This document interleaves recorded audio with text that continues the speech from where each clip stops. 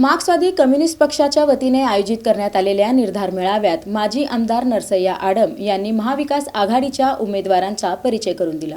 सोलापूर महानगरपालिका निवडणुकीच्या पार्श्वभूमीवर महाविकास आघाडी शहरात जोमाने तयारी करत आहे। ज्येष्ठ नेते व माजी आमदार कॉम्रेड नरसय्या आडम मास्तर यांनी धर्मांध भाजप व महायुती विरोधात कडाडून टीका करत महाविकास आघाडी परिवर्तनासाठी सज्ज असल्याचा निर्धार व्यक्त केला। 102 उमेदवार आहेत।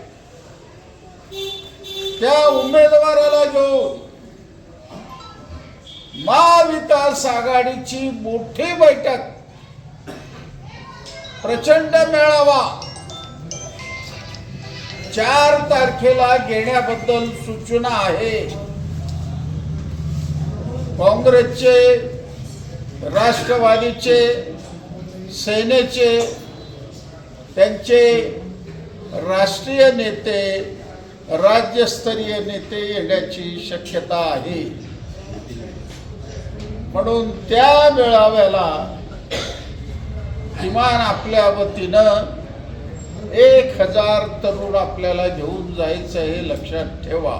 दिवसामध्ये रात्रंदिवस एक करायचा कॉमेंट, सर्व कॉमेंटमध्ये इतकीच सूचना आहे। तुम्ही काम करत नाही असं नाही, तुम्हीच काम केल्यामुळे कमी आराम मास्तर 3 वेळा आमदार झाले। तुम्हीच मास्तरांच्या जीवाला जीवा घेऊन मास्तरला उभं केलं आपण आणि 3 वेळा विधानसभामध्ये आपण झेंडा आपला पाठवलेला आहे। परंतु ही निवडणूक डावपेच आपल्याला आखला पाहिजे। कॉमेंट आपला कार्यकर्ता हे चाणक्य असला पाहिजे, रात्रंदिवस डोळ्यात तेल घालून त्या ठिकाणी आपण बसलं पाहिजे।